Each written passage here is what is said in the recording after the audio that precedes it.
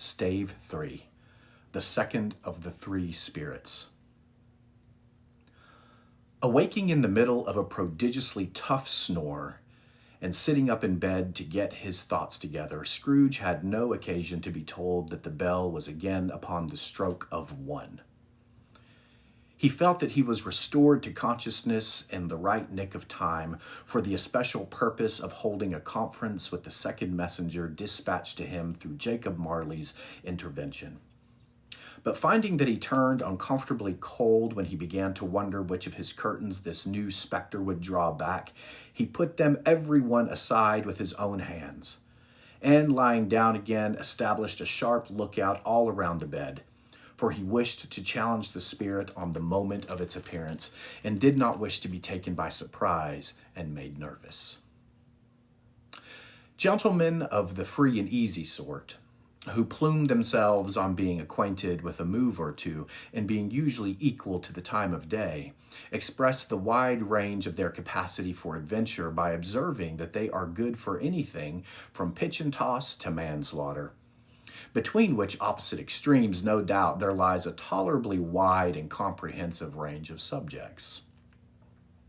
Without venturing for Scrooge quite as hardly as this, I don't mind calling on you to believe that he was ready for a good broad field of strange appearances, and that nothing between a baby and a rhinoceros would have astonished him very much.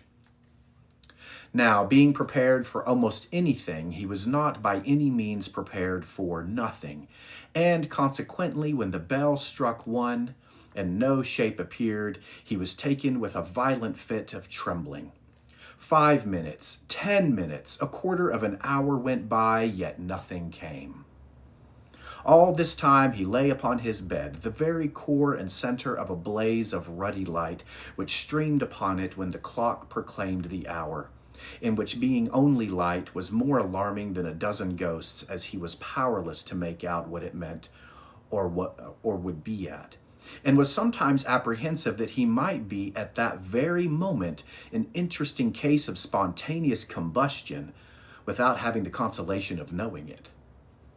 At last, however, he began to think, as you or I would have thought at first, for it is always the person not in the predicament who knows what ought to have been done in it, and would unquestionably have done it too. At last, I say, he began to think that the source and secret of this ghostly light might be in the adjoining room, from whence on further tracing it, it seemed to shine. This idea taking full possession of his mind, he got up softly and shuffled in his slippers to the door.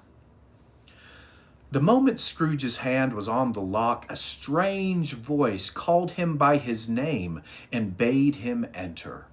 He obeyed. It was his own room. There was no doubt about that, but it had undergone a surprising transformation.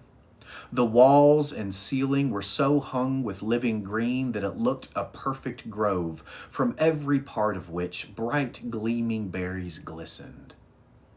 The crisp leaves of holly, mistletoe, and ivy reflected back the light, as if so many little mirrors had been scattered there, and such a mighty blaze went roaring up the chimney as that dull petrifaction of a hearth had never known in Scrooge's time, or Marley's, or for many and many a winter season gone. Heaped up upon the floor to form a kind of throne were turkeys, geese, game, poultry, brawn, great joints of meat, sucking pigs, long wreaths of sausages, mince pies, plum puddings, barrels of oysters, red-hot chestnuts, cherry-cheeked apples, juicy oranges, luscious pears, immense twelfth cakes, and seething bowls of punch that made the chamber dim with their delicious steam. In easy state upon this couch there sat a jolly giant, glorious to see, who bore a glowing torch, in shape not unlike Plenty's horn, and held it up, high up, to shed its light on Scrooge as he came peeping round the door. "Come in!" exclaimed the ghost. "Come in, and know me better, man." Scrooge entered timidly and hung his head before this spirit. He was not the dogged Scrooge he had been, and though its eyes were clear and kind, he did not like to meet them. "I am the ghost of Christmas present," said the spirit. "Look upon me." Scrooge reverently did so. It was clothed in one simple deep green robe, or mantle, bordered with white fur. This garment hung so loosely on the figure that its capacious breast was bare, as if disdaining to be warded or concealed by any artifice. Its feet, observable beneath the ample folds of the garment, were also bare, and on its head it wore no other covering than a holly wreath set here and there with shining icicles. Its dark brown curls were long and free as its genial face, its sparkling eye, its open hand, its cheery voice, its unconstrained demeanor, and its joyful air. Girded round its middle was an antique scabbard, but no sword was in it, and the ancient sheath was eaten up with rust. "You have never seen the like of me before," exclaimed the spirit. "Never," Scrooge made answer to it. "Have never walked forth with the younger members of my family, meaning for I am very young, my elder brothers born in these later years?" pursued the phantom. "I don't think I have," said Scrooge. "I'm afraid I have not. Have you had many brothers, spirit?" "More than 1,800, said the ghost. "A tremendous family to provide for," muttered Scrooge. The ghost of Christmas present rose. "Spirit," said Scrooge submissively, "conduct me where you will. I went forth last night on compulsion, and I learnt a lesson which is working now. Tonight, if you have aught to teach me, let me profit by it." "Touch my robe." Scrooge did as he was told and held it fast. Holly, mistletoe, red berries, ivy, turkeys, geese, game, poultry, brawn meat, pigs, sausages, oysters, pies, puddings, fruit, and punch all vanished instantly.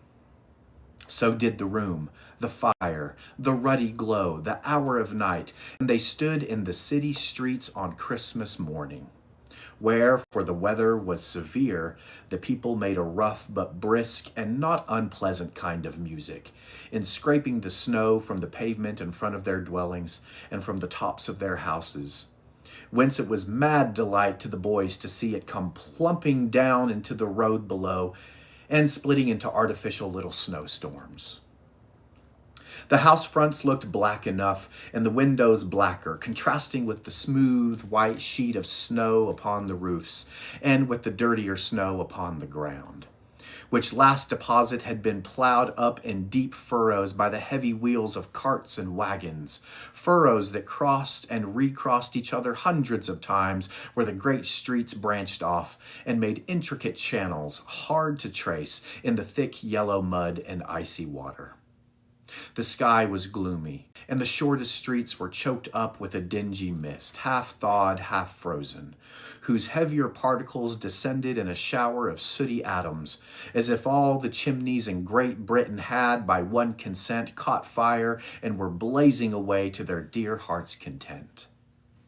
There was nothing very cheerful in the climate or the town, and yet was there an air of cheerfulness abroad that the clearest summer air and brightest summer sun might have endeavored to diffuse in vain.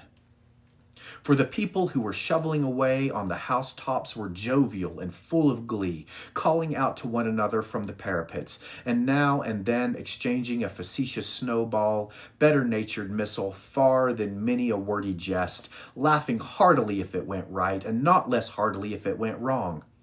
The poulterers' shops were still half open, and the fruiterers were radiant in their glory.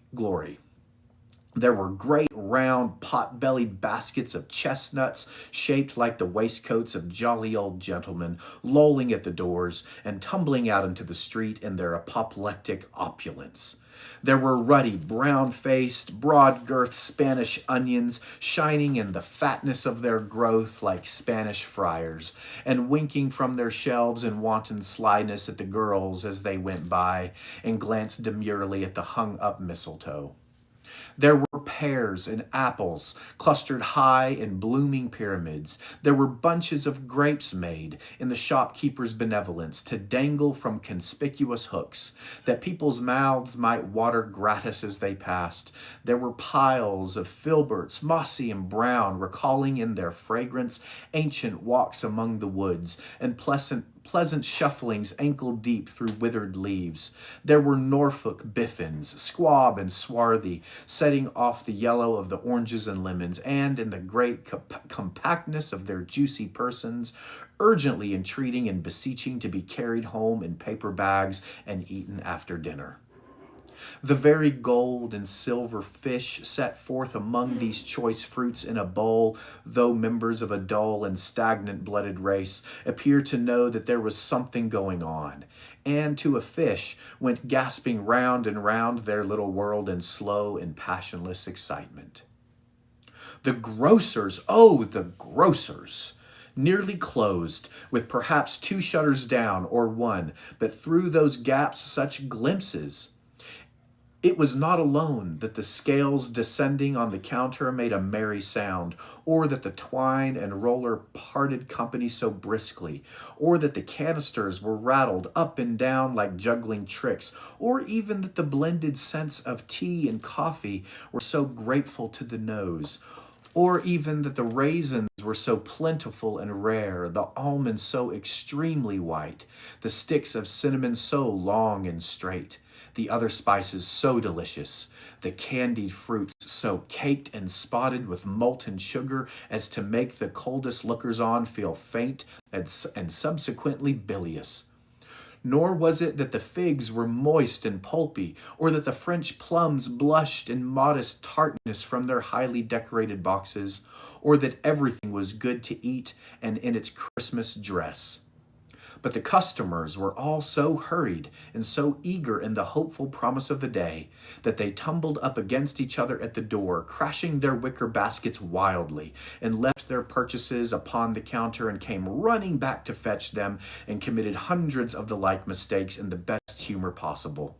While the grocer and his people were so frank and fresh that the polished hearts with which they fastened their aprons behind might have been their own, worn outside for general inspection and for Christmas daws to peck at if they chose.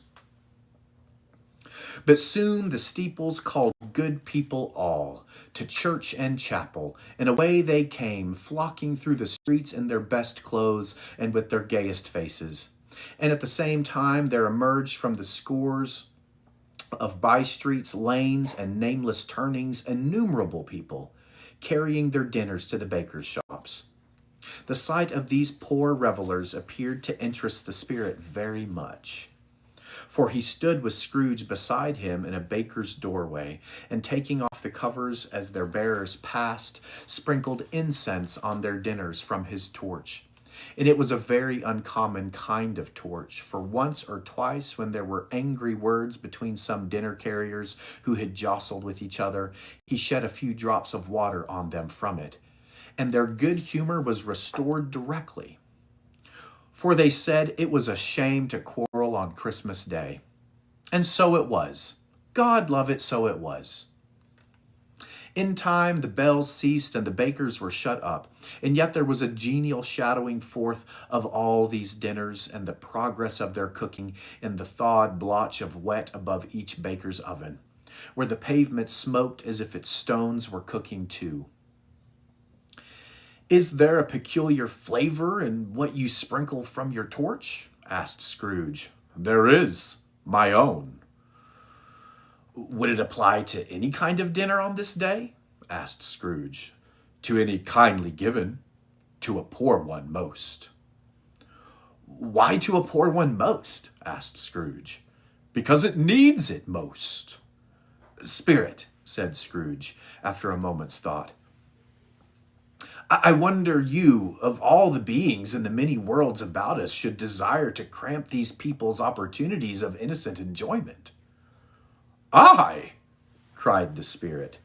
"You would deprive them of their means of dining every 7th day, often the only day on which they can be said to dine at all," said Scrooge. "Wouldn't you?" "I!" cried the spirit. You seek to close these places on the seventh day, said Scrooge, and it comes to the same thing. I seek, exclaimed the spirit. Forgive me if I'm wrong. It has been done in your name, or at least in that of your family, said Scrooge. There are some upon this earth of yours, returned the spirit, who lay claim to know us, and who do their deeds of passion, pride, ill will, hatred, envy, bigotry, and selfishness in our name, who are as strange to us and all our kith and kin as if they had never lived. Remember that, and charge their doings on themselves, not us. Scrooge promised that he would. And they went on, invisible as they had been before, into the suburbs of the town. It was a remarkable quality of the ghost, which Scrooge had observed at the baker's, that notwithstanding his gigantic size, he could accommodate himself to any place with ease, and that he stood beneath a low roof quite as gracefully and like a supernatural creature as it was possible he could have done in any lofty hall. And perhaps it was the pleasure the good spirit had in showing off this power of his, or else it was his own kind, generous, hearty nature, and his sympathy with all poor men that led him straight to Scrooge's clerks. For there he went and took Scrooge with him, holding to his robe, and on the threshold of the door the spirit smiled and stopped to bless Bob Cratchit's dwelling with the sprinklings of his torch. Think of that! Bob had but 15 bob a week himself. He pocketed on Saturdays but 15 copies of his Christian name, and yet the ghost of Christmas present blessed his 4-roomed house. Then up rose Mrs. Cratchit, Cratchit's wife, dressed out but poorly in a twice-turned gown, but brave in ribbons, which are cheap and make a goodly show for 6 pence. And she laid the cloth, assisted by Belinda Cratchit, second of her daughters, also brave in ribbons, while Master Peter Cratchit plunged a fork into a saucepan of potatoes, and getting the corners of his monstrous shirt collar, Bob's private property, conferred upon his son and heir in honor of the day, into his mouth, rejoiced to find himself so gallantly attired, and yearned to show his linen in the fashionable parks. And now 2 smaller Cratchits, boy and girl, came tearing in, screaming that outside the baker's they had smelt the goose and known it for their own, and basking in luxurious thoughts of sage and onion, these young Cratchits danced about the table and exalted Master Peter Cratchit to the skies, while he, not proud, although his collars nearly choked him, blew the fire, until the slow potatoes bubbling up knocked loudly at the saucepan lid to be let out and peeled. "What has ever got your precious father, then?" said Mrs. Cratchit, "and your brother Tiny Tim? And Martha warn't as late as Christmas Day by half an hour." "Here's Martha, mother," said a girl, appearing as she spoke. "Here's Martha, mother," cried the 2 young Cratchits. "Hurrah! There's such a goose, Martha." "Why, bless your heart alive, my dear, how late you are," said Mrs. Cratchit, kissing her a dozen times and taking off her shawl and bonnet for her with official zeal. "We'd a deal of work to finish up last night," replied the girl, "and had to clear away this morning, mother." "Well, never mind so long as you are come," said Mrs. Cratchit. "Sit ye down before the fire, my dear, and have a warm, Lord bless ye." No, there's father coming," cried the 2 young Cratchits, who were everywhere at once. "Hide, Martha, hide!" So Martha hid herself, and in time came little Bob, the father, with at least 3 feet of comforter exclusive of the fringe hanging down before him, and his threadbare clothes darned up and brushed to look seasonable, and Tiny Tim upon his shoulder. Alas for Tiny Tim! He bore a little crutch, and had his limbs supported by an iron frame. "Why, where's our Martha?" cried Bob Cratchit, looking around. "Not coming," said Mrs. Cratchit. "Not coming," said Bob, with a sudden declension in his high spirits, for he had been Tim's blood horse all the way from church and had come home rampant. "Not coming upon Christmas Day?" Martha didn't like to see him disappointed, if it were only a joke. So she came out prematurely from behind the closet door and ran into his arms while the two young Cratchits hustled Tiny Tim and bore him off into a wash house that he might hear the pudding singing in the copper. "And how did little Tim behave?" asked Mrs. Cratchit when she had rallied Bob on his credulity and Bob had hugged his daughter to his heart's content. "As good as gold," said Bob, "and better. Somehow he gets thoughtful, sitting by himself so much, and thinks the strangest things you ever heard. He told me, coming home, that he hoped the people saw him in the church because he was a cripple, and it might be pleasant to them to remember upon Christmas Day who made lame beggars walk and blind men see." Bob's voice was tremulous when he told them this, and trembled more when he said that Tiny Tim was growing strong and hearty. His active little crutch was heard upon the floor, and back came Tiny Tim before another word was spoken, escorted by his brother and sister to his stool beside the fire. And while Bob, turning up his cuffs, as if, poor fellow, they were capable of being made more shabby, compounded some hot mixture in a jug with gin and lemons, and stirred it round and put it on the hob to simmer, Master Peter and the two ubiquitous young Cratchits went to fetch the goose, with which they soon returned in high procession.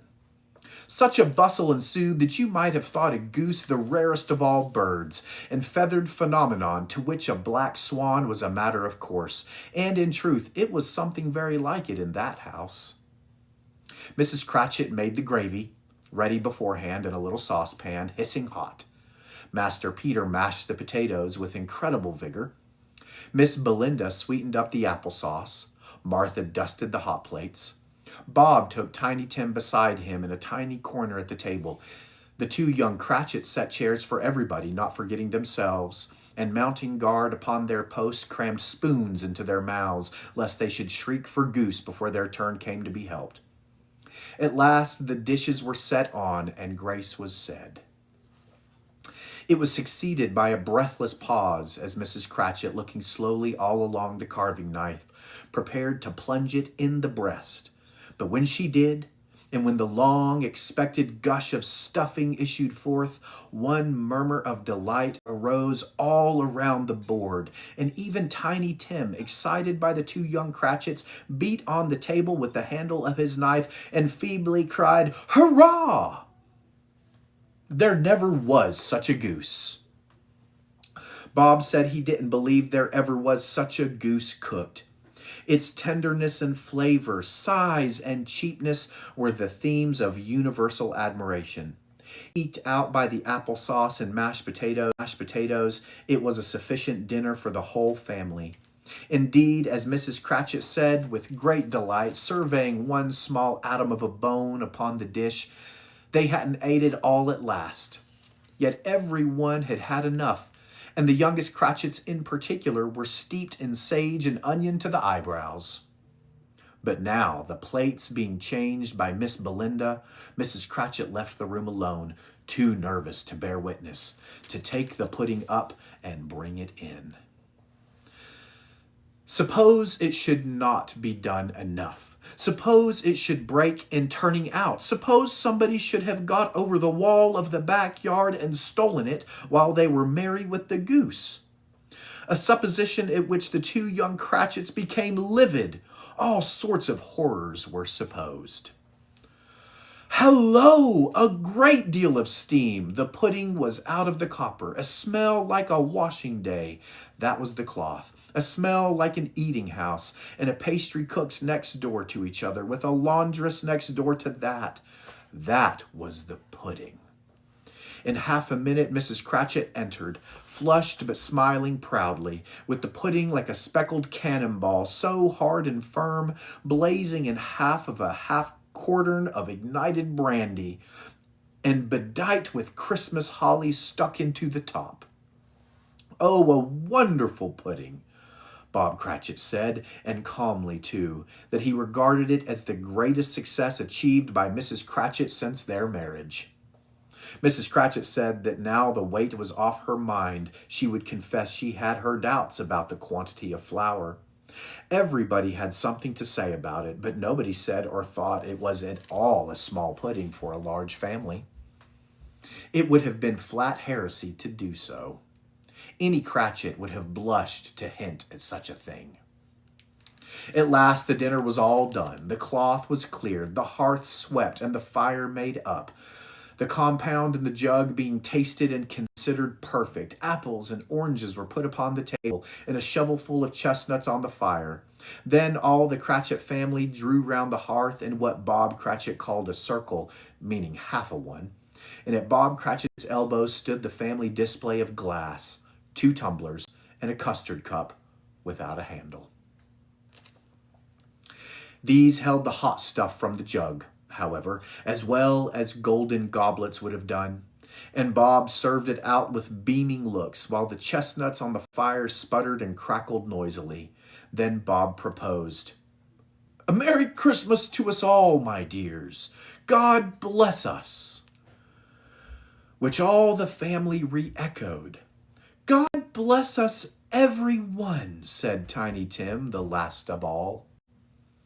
He sat very close to his father's side upon his little stool. Bob held his withered little hand in his, as if he loved the child and wished to keep him by his side, and dreaded that he might be taken from him. "Spirit," said Scrooge, with an interest he had never felt before, "tell me if Tiny Tim will live." "I see a vacant seat," replied the ghost, "in the poor chimney corner, and a crutch without an owner, carefully preserved. If these shadows remain unaltered by the future, the child will die." "No, no," said Scrooge. "Oh, no, kind spirit, say he will be spared." "If these shadows remain unaltered by the future, none other of my race," returned the ghost, "will find him here. What then? If he be like to die, he had better do it, and decrease the surplus population." Scrooge hung his head to hear his own words quoted by the spirit, and was overcome with penitence and grief. "Man," said the ghost, "if man you be in heart, not adamant, forbear that wicked cant until you have discovered what the surplus is and where it is. Will you decide what men shall live and what men shall die? It may be that in the sight of heaven you are more worthless and less fit to live than millions like this poor man's child. Oh God, to hear the insect on the leaf pronouncing on the too much life among his hungry brothers in the dust." Scrooge bent before the ghost's rebuke, and trembling cast his eyes upon the ground, but he raised them speedily on hearing his own name. "Mr. Scrooge," said Bob.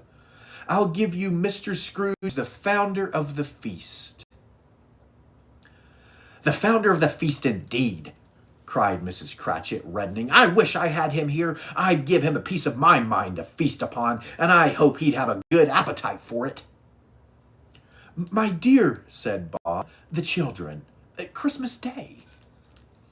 "It should be Christmas Day, I am sure," said she, "on which one drinks the health of such an odious, stingy, hard, unfeeling man as Mr. Scrooge. You know he is, Robert. Nobody knows it better than you do, poor fellow." "My dear," was Bob's mild answer, "Christmas Day." "I'll drink his health for your sake and the day's," said Mrs. Cratchit, "not for his. Long life to him, a Merry Christmas, and a Happy New Year. He'll be very merry and very happy, I have no doubt." The children drank the toast after her. It was the first of their proceedings which had no heartiness in it. Tiny Tim drank it last of all, but he didn't care 2 pence for it. Scrooge was the ogre of the family. The mention of his name cast a dark shadow on the party, which was not dispelled for a full 5 minutes. After it had passed away, they were 10 times merrier than before, from the mere relief of Scrooge, the baleful being done with. Bob Cratchit told them how he had a situation in his eye for Master Peter, which would bring in, if obtained, full 5 and 6 pence weekly. The two young Cratchits laughed tremendously at the idea of Peter's being a man of business.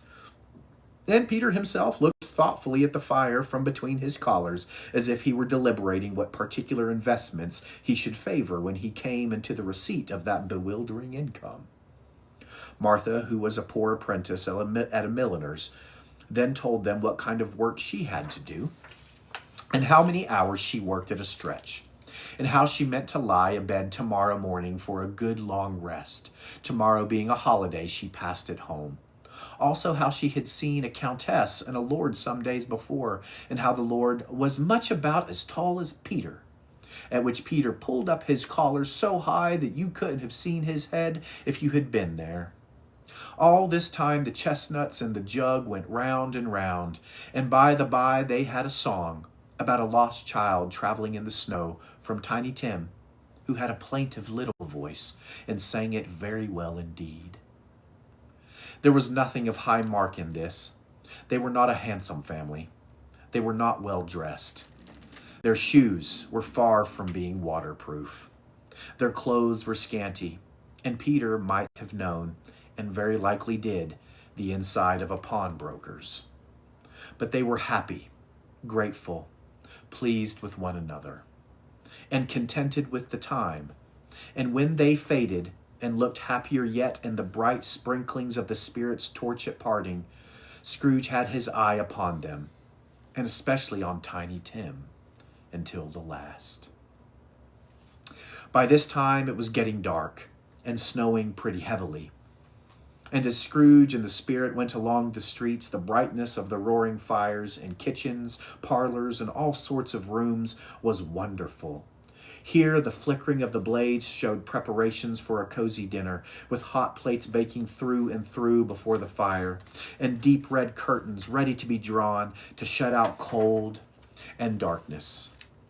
There all the children of the house were running out into the snow to meet their married sisters, brothers, cousins, uncles, aunts, and be the first to greet them.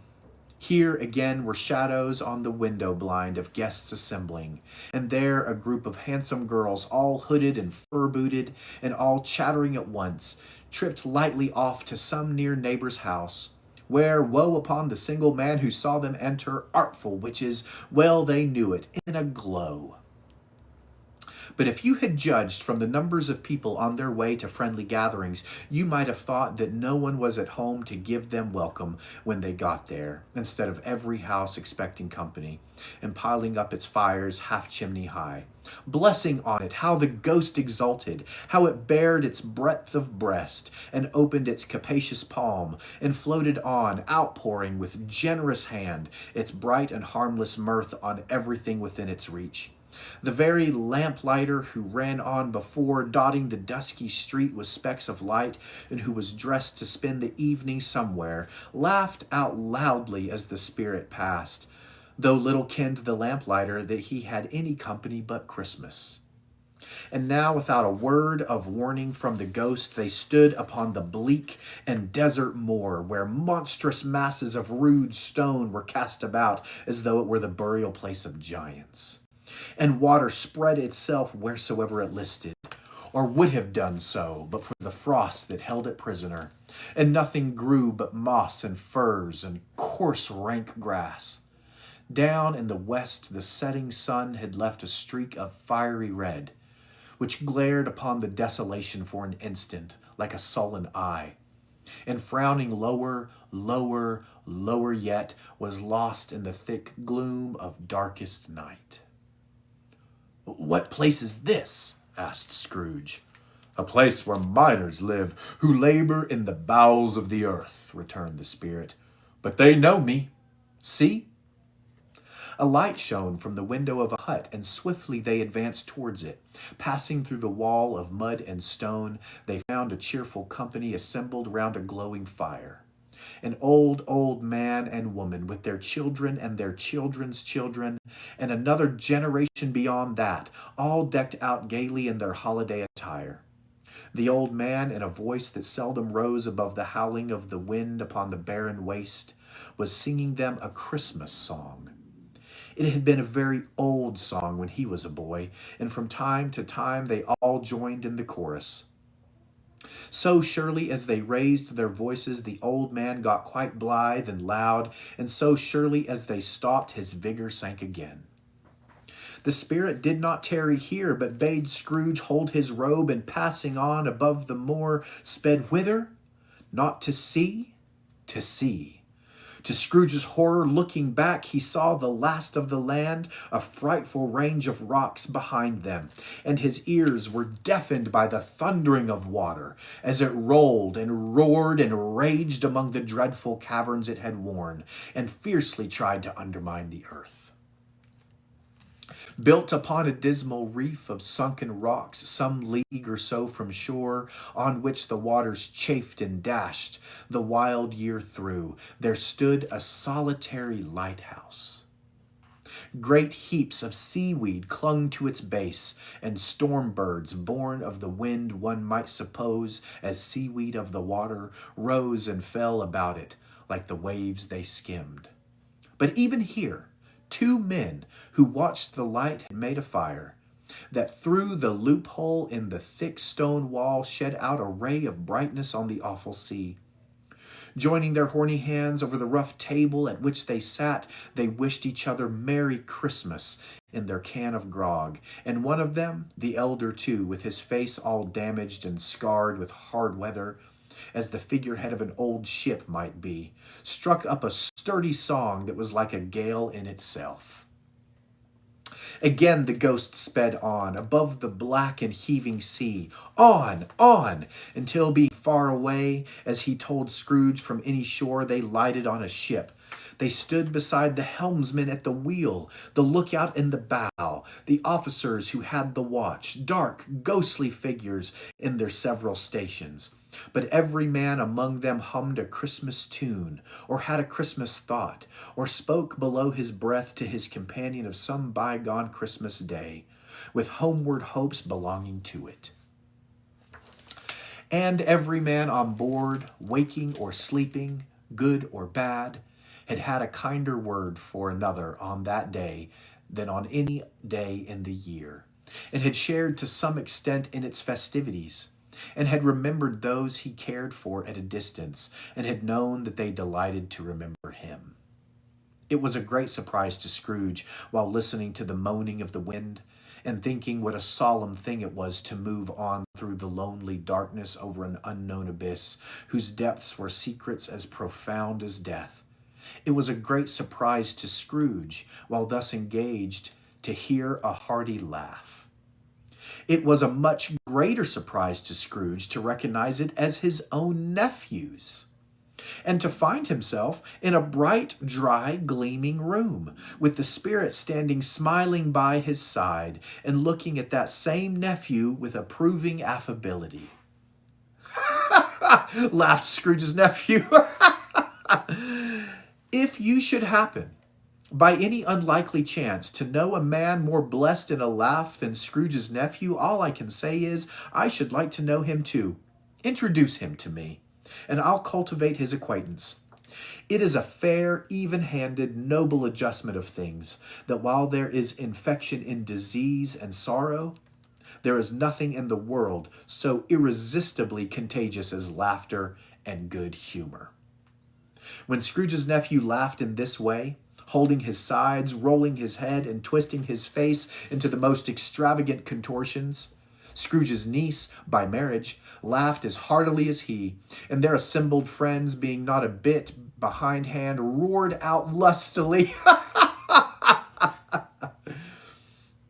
He said that Christmas was a humbug, as I live, cried Scrooge's nephew. He believed it too.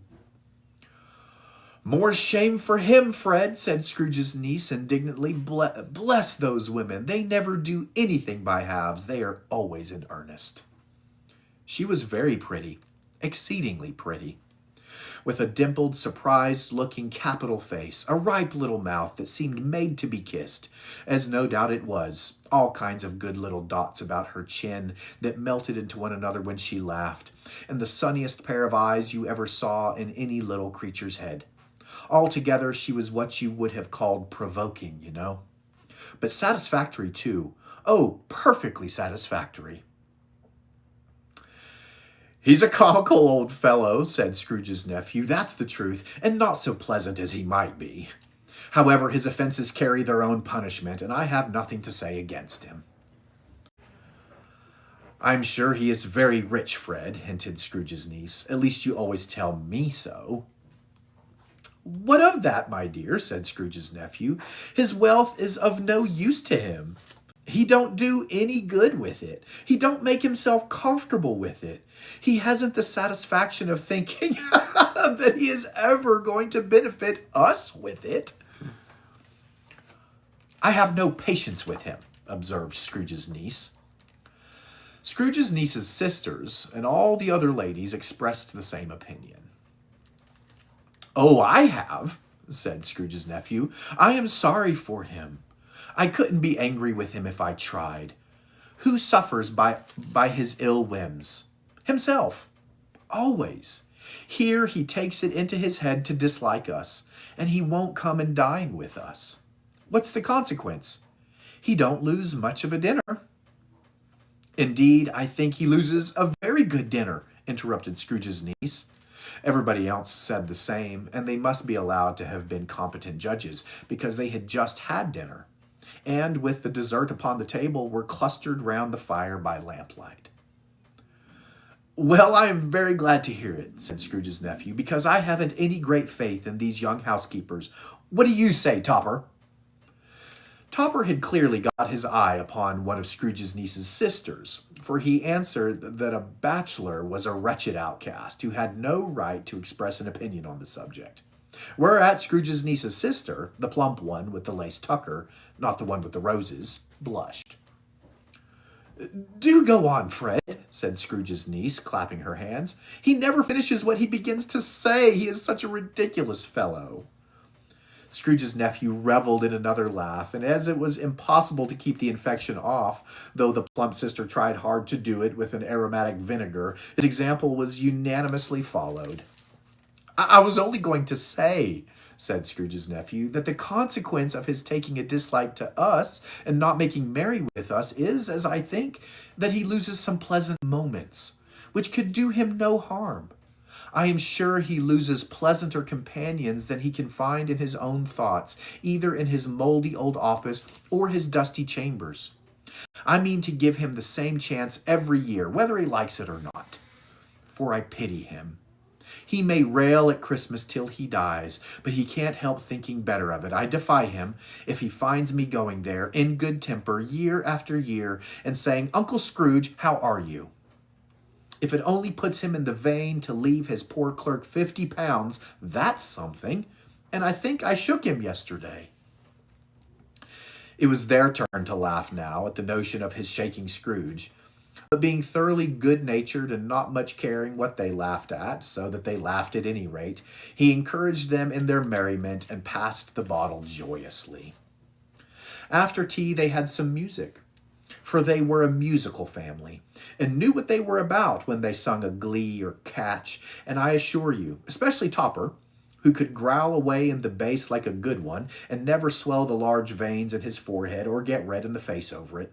Scrooge's niece played well upon the harp, and played among other tunes a simple little air, a mere nothing you might learn to whistle in 2 minutes, which had been familiar to the child who fetched Scrooge from the boarding school, as he had been reminded by the ghost of Christmas past. When this strain of music sounded, all the things that ghost had shown him came upon his mind. He softened more and more, and thought that if he could have listened to it often, years ago, he might have cultivated the kindnesses of life for his own happiness with his own hands, without resorting to the sexton's spade that buried Jacob Marley. But they didn't devote the whole evening to music. After a while, they played at forfeits, for it is good to be children sometimes, and never better than at Christmas, when its mighty founder was a child himself. Stop. There was first a game at Blindman's Buff. Of course there was, and I no more believe Topper was really blind than I believe he had eyes in his boots. My opinion is that it was a done thing between him and Scrooge's nephew, and that the ghost of Christmas Present knew it. The way he went after that plump sister in the lace tucker was an outrage on the credulity of human nature. Knocking down the fire irons, tumbling over the chairs, bumping up against the piano, smothering himself among the curtains wherever she went, there went he. He always knew where the plump sister was. He wouldn't catch anybody else. If you had fallen up against him, as some of them did, and stood there, he would have made a feint of endeavoring to seize you, which would have been an affront to your understanding, and would instantly have sidled off in the direction of the plump sister. She often cried out that it wasn't fair, and it really was not. But when at last he caught her, when in spite of all her silken rustlings and her rapid flutterings past him, he got her into a corner whence there was no escape, then his conduct was the most execrable. For his pretending not to know her, his pretending that it was necessary to touch her headdress, and further to assure himself of her identity by pressing a certain ring upon her finger, and a certain chain about her neck, was vile, monstrous. No doubt she told him her opinion of it, when, another blind man being in office, they were so very confidential together behind the curtains. Scrooge's niece was not one of the blind man's buff party, but was made comfortable with a large chair and a footstool in a snug corner where the ghost and Scrooge were close behind her. But she joined in the forfeits and loved her love to admiration with all the letters of the alphabet. Likewise, at the game of how, when, and where, she was very great, and to the secret joy of Scrooge's nephew, beat her sisters hollow, though they were sharp girls too, as Topper could have told you. There might have been 20 people there, young and old, but they all played, and so did Scrooge, for wholly forgetting in the interest he had in what was going on, that his voice made no sound in their ears. He sometimes came out with his guess quite loud, and very often guessed right, too. For the sharpest needle, best Whitechapel, warranted not to cut in the eye, was not sharper than Scrooge, blunt as he took it in his head to be.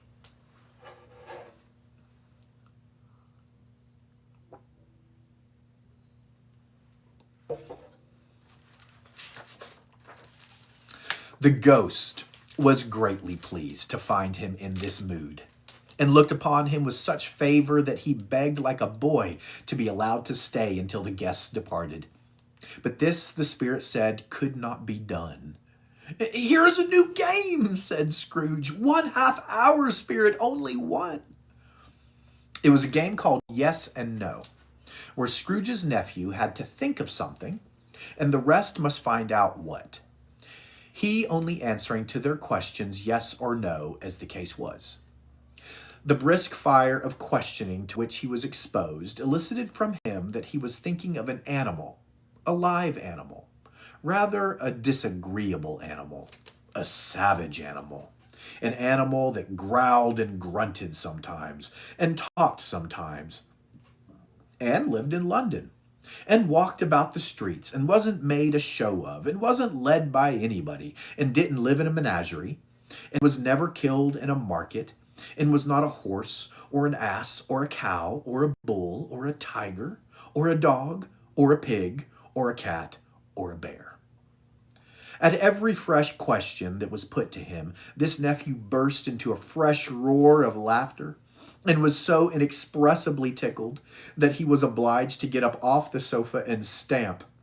At last, the plump sister, falling into a similar state, cried out, "I have found it out. I know what it is, Fred. I know what it is." "What is it?" cried Fred. "It's your Uncle Scrooge!" Which it certainly was.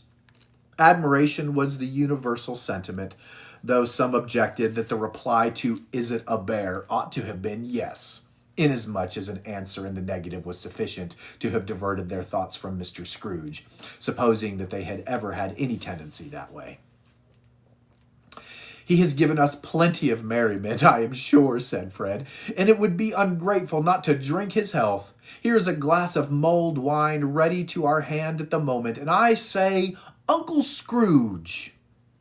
"Well, Uncle Scrooge," they cried. "A Merry Christmas and a Happy New Year to the old man, whatever he is," said Scrooge's nephew. "He wouldn't take it from me, but he may have it nevertheless. Uncle Scrooge!"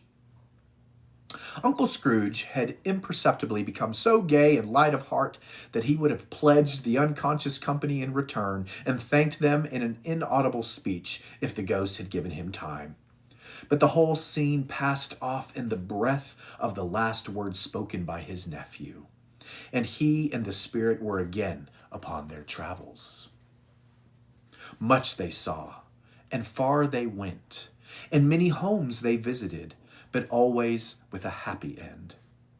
The spirits stood beside sick beds, and they were cheerful, on foreign lands, and they were close at home, by struggling men, and they were patient in their greater hope, by poverty, and it was rich, in almshouse, hospital, and jail, in misery's every refuge, where vain man in his little brief authority had not made fast the door and barred the spirit out, he left his blessing and taught Scrooge his precepts. It was a long night, if it were only a night. But Scrooge had his doubts of this, because the Christmas holidays appeared to be condensed into the space of time they passed together. It was strange, too, that while Scrooge remained unaltered in his outward form, the ghost grew older, clearly older. Scrooge had observed this change, but never spoke of it, until they left a children's 12th night party, when, looking at the spirit as they stood together in an open place, he noticed that its hair was gray. "Are spirits' lives so short?" asked Scrooge. "My life upon this globe is very brief," replied the ghost. "It ends tonight." "Tonight?" cried Scrooge. "Tonight at midnight. Hark! The time is drawing near." The chimes were ringing the 11:15 at that moment. "Forgive me if I am not justified in what I ask," said Scrooge, looking intently at the spirit's robe, "but I see something strange, and not belonging to yourself, protruding from your skirts. Is it a foot or a claw?" "It might be a claw, for the flesh there is upon it," was the spirit's sorrowful reply. "Look here." From the foldings of its robe, it brought 2 children, wretched, abject, frightful, hideous, miserable. They knelt down at its feet and clung upon the outside of its garment. "Oh, man, look here, look down here," exclaimed the ghost. They were a boy and girl, yellow, meager, ragged, scowling, wolfish, but prostrate too in their humility. Where graceful youth should have filled their features out and touched them with its freshest tints, a stale and shriveled hand, like that of age, had pinched and twisted them and pulled them into shreds. Where angels might have sat enthroned, devils lurked and glared out menacing. No change, no degradation, no perversion of humanity in any grade through all the mysteries of wonderful creation has monsters half so horrible and dread. Scrooge started back appalled. Having them shown to him in this way, he tried to say they were fine children, but the words choked themselves rather than be parties to a lie of such enormous magnitude. "Spirit, are they yours?" Scrooge could say no more. "They are man's," said the spirit, looking down upon them, "and they cling to me, appealing from their fathers. This boy is ignorance. This girl is want. Beware them both in all of their degree, but most of all beware this boy. For on his brow I see that written which is doom, unless the writing be erased. Deny it! cried the spirit, stretching out its hand towards the city. Slander those who tell it ye, admit it for your factious purposes, and make it worse, and bide the end. Have they no refuge or resource? Cried Scrooge. Are there no prisons? Said the spirit, turning on him for the last time with his own words. Are there no workhouses? The bell struck 12. Scrooge looked about him for the ghost and saw it not. As the last stroke ceased to vibrate, he remembered the prediction of old Jacob Marley, and lifting up his eyes, beheld a solemn phantom, draped and hooded, coming like a mist along the ground towards him.